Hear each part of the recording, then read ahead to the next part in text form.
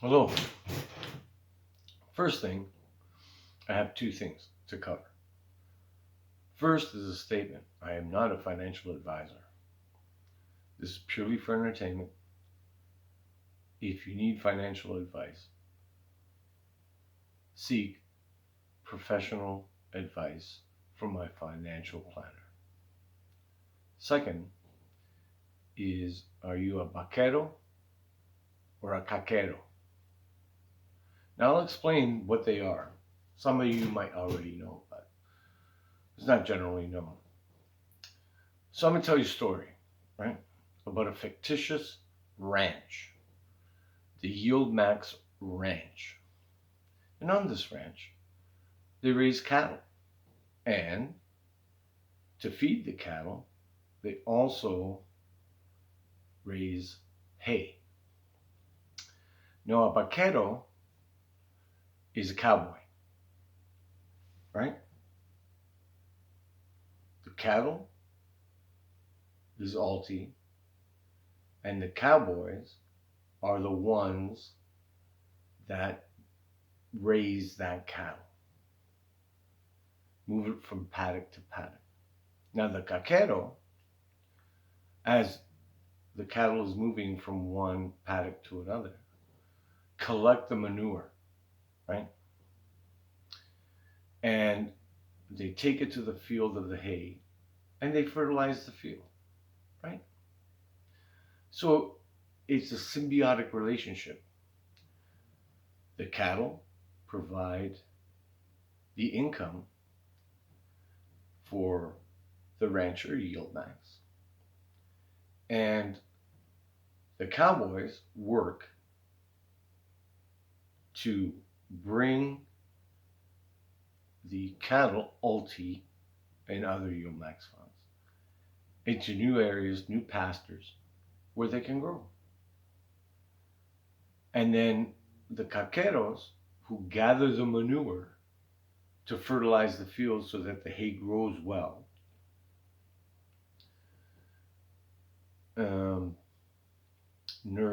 harvest and nourish the cattle. So in this symbiotic relationship, everything works out. The rancher, the farmer, makes money.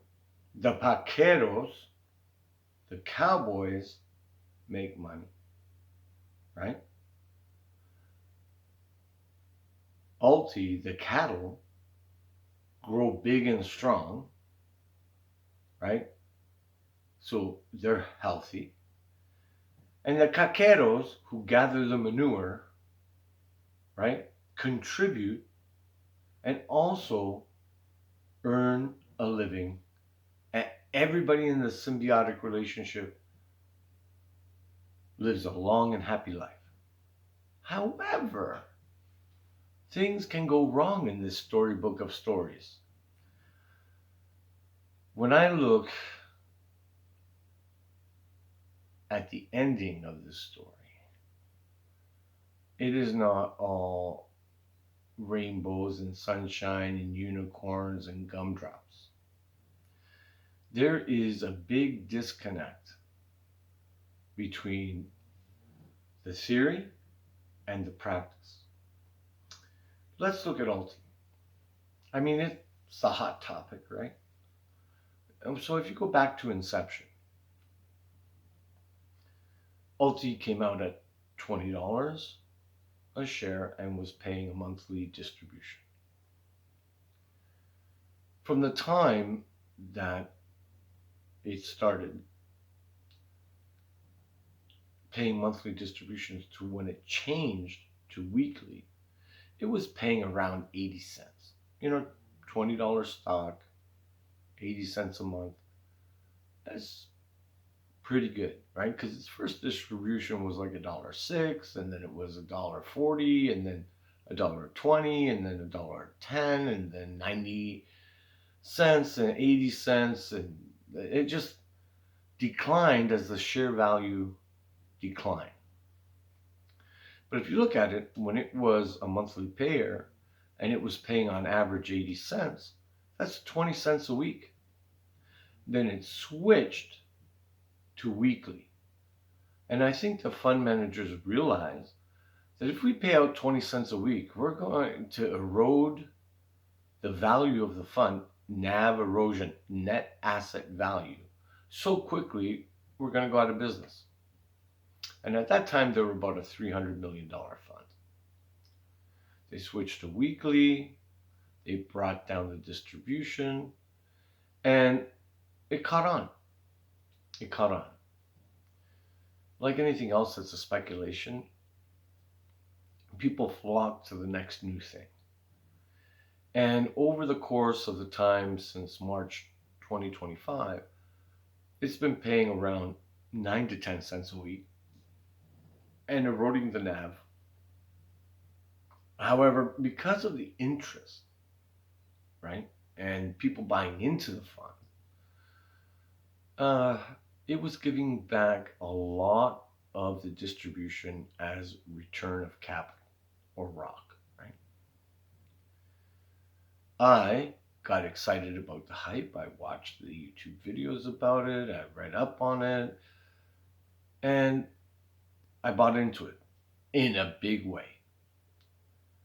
Quite quickly, I realized that the advantages I saw in the fund were quickly changing. And what I thought was, or what I was told was, that this was like the greatest thing since sliced bread, the return of capital, you don't have to pay taxes, taxes are deferred. But that's not the case. It's a hodgepodge of distribution, anywhere between 0 and 100% can be return of capital, and anywhere between 0 and 100% could be yield, or a combination thereof. And I started right about the time that I decided to get out, but not completely out. I still have a couple hundred shares. Just see where it goes. It's nothing that's going to hurt me. I mean, I don't want to lose anything. But what I put into the fund was insane. I don't know what happened to me. I drank the Kool-Aid, and I went in balls deep into this thing. And I pulled out because once I started to really research, I found that it was not conducive to a pensioner. I'm over 60 and I need secure income. Now, ULTY, ULTY, on its website, what it's called is the YEILDMAX Ultra Option Income Strategy ETF.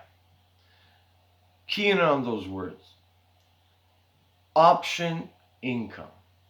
Now, that is the underlying premise of the change in ULTY that happened back in March of 2025. But it gives the impression of receiving income. And the distributions it gives out, the last distribution was 100+%. Now, at around the time that I started to be a little bit skeptical of the fund's objective, was when everybody started saying, well, you got to reinvest the dividends. If you reinvest the dividends and you look at the total return, you're doing okay.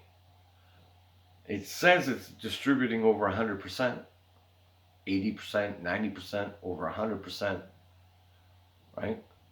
But when you look at it, the share value is going down. The NAV, the net asset value, is eroding. And they can't make enough income to cover the distribution. So, ultra option income, and everybody's saying that it's an income-oriented fund. Why are you telling me to drip? Why are you telling me to take the dividends and reinvest them? It's an income fund. I'm a pensioner. I need the income. I'm not here to reinvest dividends. I look at it, it's okay, and we're just going to use a fictitious number to make it easy, $100,000. So if I take $100,000 of my pension income, my pension, put it into ULTY, I should make $80,000 a year, right? However, if the stock goes down in value more than or equal to the distribution that I receive, I'm not making anything. I'm just spending my own money. Do you hear what I'm saying? Ultra option income. It's not called ULTY. It's not YEILDMAX Ultra Drip Strategy Fund, Dividend Reinvestment Plan Strategy Fund. It's for income. It's advertised as an income fund, not a dividend reinvestment program fund. Look, if you're young and you've got 30 years to retirement and you want to drip, go ahead. Take this and run with it. Seek financial advice. I'm not a financial advisor. I'm just a pensioner. But you're young enough that a few bumps and bruises is not going to hurt you. And if this fund makes it 30 years, I mean, you got to think about that, right? If you think about this, I'm in my 60s. So if I put the drip on and let it go for 30 years, I could be 90 something years old. Are you out your mind? I need the money now. I got to live now. I have family, I have children, grandchildren. And in time, if I make it, I'll have great-grandchildren and maybe great-great-grandchildren. But I need to make sure that I have the resources to make it there and that I don't end up living under a bridge in a van by a river. Just makes common sense. If we look, so when I made my adjustment, I decided on August 12th, right? On August 12th, ULTY had 510 million shares outstanding, right? It had just basically broken the $3 billion assets under management. And its NAV was $6.10. Let's just move it day by day, right? August 13th, 520 million shares, 3.2 billion, right? In AUM. The 14th, it was 547 million, 3.3 billion. The 15th of August, it was 566 million, and the fund was $3.4 billion assets under management. I think that was the peak, right there, right at the peak. And I was like, this is not making any sense. Are these shares being purchased by institutions? Are they being issued to the open market? Are they shares that are growing because of distributions, right? Because they've been telling everybody drip, drip, drip. And, the water torture method is where they drip water onto your forehead. Just drip, drip, drip. So I was like, no. And no. Me no likey. I don't like it. I'm out. And I had bought all 52 ETFs that were available to me from YEILDMAX. And because I was trying to figure out things, and it's better. Like if I'm studying one fund, you got to own it to feel it, because it's not about um, speculating. It's, if you want to make an actual decision, buy the thing, then study it, and then make your decision. Like I know, but there's a lot of people that get paralyzed by information, right? They're thinking about it, but they get overloaded with information. So for me, I say, okay, what? Marnie's at $2, right? MRNY. I'll buy 100 shares. It's $200. And then I'll see how the distribution goes, how the transfer agent handles it, how I'm being taxed on it, and which accounts are being taxed. And I can make a calculated decision. It just costs me commission to get in and commission to get out. If I don't like it, if I like it, I stay in it, right?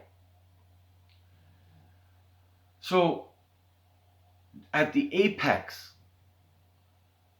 when there was approximately 566 million shares out, and the assets under management was 3.4 billion, there's been a steady decline. On the 18th, 2 million shares were redeemed. So from 566 million, it went down to 564, and the fund assets under management went down to 3.3 billion. Now you're thinking, okay, 2 million. But understand this. You and I are retail investors. Some people that are watching are institutional investors, right? Who can redeem 2 million shares? In my opinion, it can only be a financial institution. Because let's think about how financial agents make their money, right? I'm not talking about the fund or the indexes. I'm talking about the individuals who actually work as reps, right? They get a salary. They get a yearly salary, and then on how much they make, they get a bonus. So imagine you and I are working for a large financial institution. Let's say BlackRock, right? And you and I, we're like young and guns blazing, and we think we're the hottest thing on earth, right? And we're making $300,000 a year. However, what we bring in, right, has to do with our bonus. Because some firms pay monthly bonuses, some quarterly, some semi-annually, and some at the end of the year. So I'm going to put you on the top of the list. You are a go-getter. You are like into it, and you study graphs and technical analysis and all this other crap, right? Like the Cacquero, you're collecting crap to invest, and you make 10%. That's not bad. If the index only goes up 8%, you beat the index, you get a bonus. However, right, I don't want to be picking up crap off the thing. I'm a Vaquero.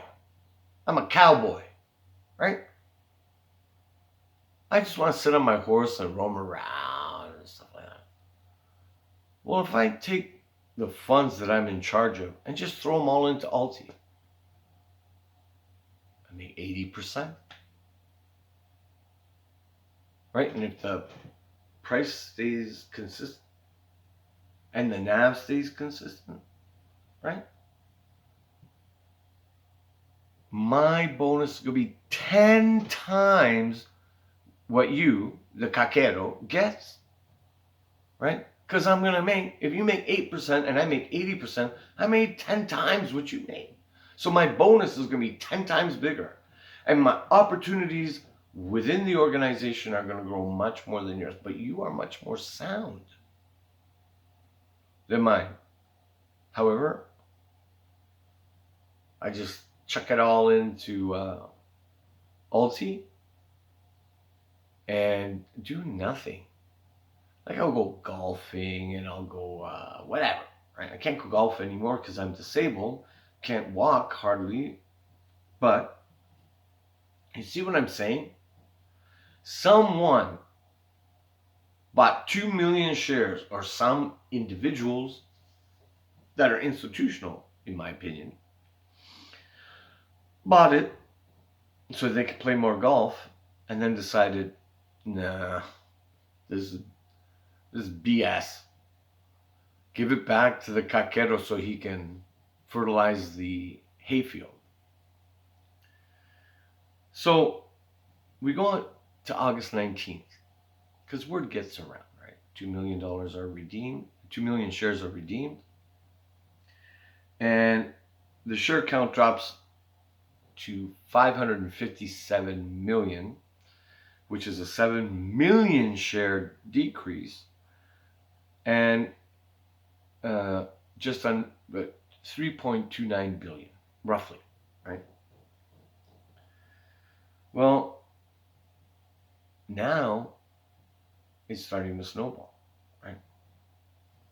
Because the price is dropping, the NAV is dropping. On the 20th, another 3 million shares are redeemed. And on the 21st, 10 million shares are redeemed. So now from 566 million shares, we're down to 544 million, which is a 22 million share redemption in a few days.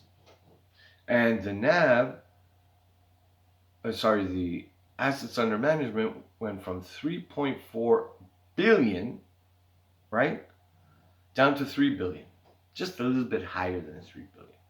So $400 million of assets under management disappeared in a few days.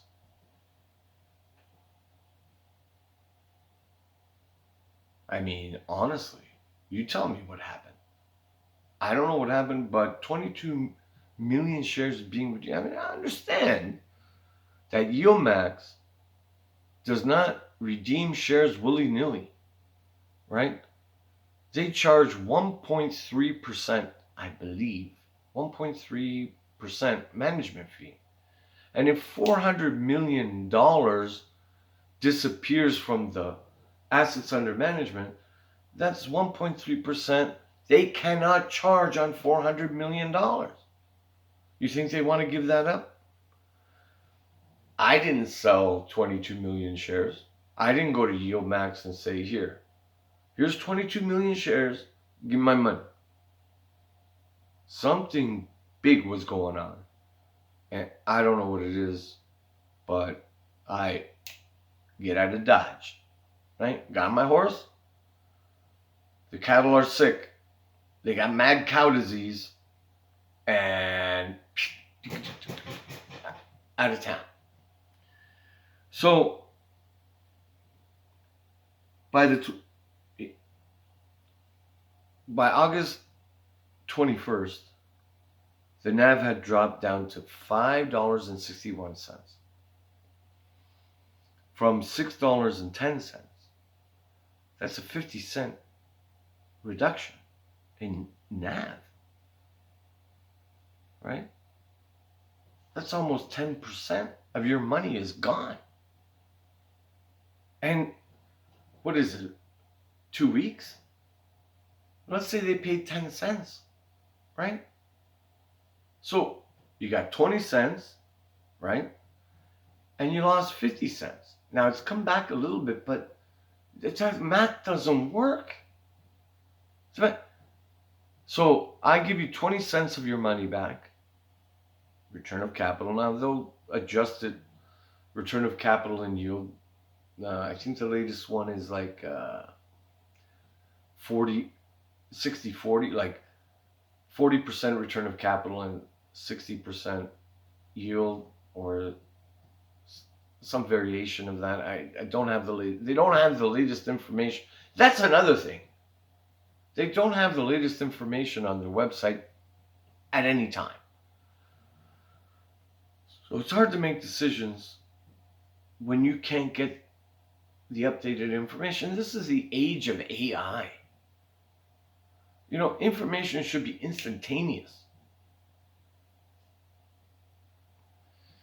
You do what you like. If you seek advice from a financial planner, talk to your accountant.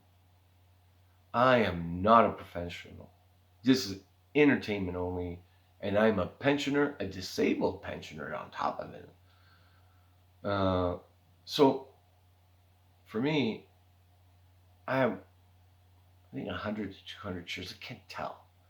I forgot when I sold out of the 52 ETFs, 20 to me were cockamamie. So I sold out of those 20 even before the distributions came, because I bought them to see how the distributions work. But when I read the prospectuses and I seen what they were doing and how they were handling it, right? Especially a lot of them were monthly payers that use synthetics, right? I'm not going to name the funds, right? I'm not here to, cast doubt or a shadow. It just wasn't for me. The numbers didn't work. The method didn't work. The distributions didn't work because, let's say, the Vaqueros and Cacqueros, that everybody worked a little bit more harmoniously. And then instead of being 80% distribution for ULTY or 100 plus percent, it was 30, 40%, and you got paid on a weekly basis. Would you like that? Would you accept that? I would, right? Remember, the world doesn't respect you for having something, right? It's not what you have, right? It's who you are, right? Now, being down that much, to me, is a sign that it's unsustainable, right? You make your own decisions. I'm keeping a couple hundred shares, I think 100 shares in one account and 100 shares in another account, just to track it. Because if I don't have shares in something, I'm not interested. Like, if I didn't have shares, I would just walk away and never look at it again. But the world responds to you not because you have something, it's because you are something. So if you got anything, please like, share, and subscribe, and I'll see you another time. Bye.